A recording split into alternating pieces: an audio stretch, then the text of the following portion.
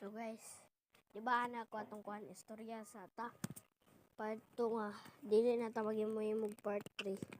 Pero wala guys ay kailangan ta maghimog part 3 kay tayo sabutan kaya makaibalo din mo. Sa part 2 guys ang black sprout nga kuan guys katong kuan itong black sprout nga leveling kay kuan di ay kanang gibot nganto na kog sound. Kato bitong radio by kuan tiha basta nagwapo kaya ang sound. Nagpa-level up ko ato. So guys, paabuto na ko tong kuan. Kanang paabuto na ko tong max. Kung ma-max na ang season 4 ato kay magpa-challenge na ng mga player. So wala to guys, mangita na pud content karon. So mo lang to sa akong black sprout. Paabuto na to tong max niya. Ilahin ako akong avatar.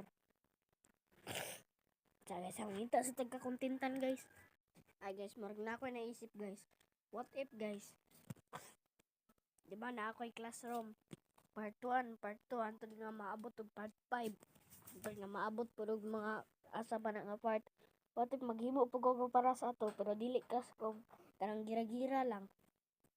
Sip-on mo ko karon guys. Pero promise guys, maghimo ko ginato. Na mga gira-gira ba?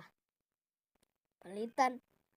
Kuan mo, para ni mga sundalo, laban sa rebelde, mga nana. Kaya murag sa lida ba?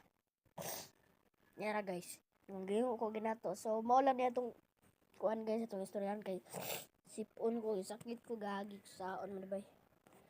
Sa kachingon ko. So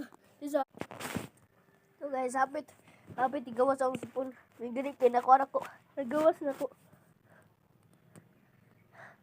So guys malan to guys. Isipon ko, batakdan mo.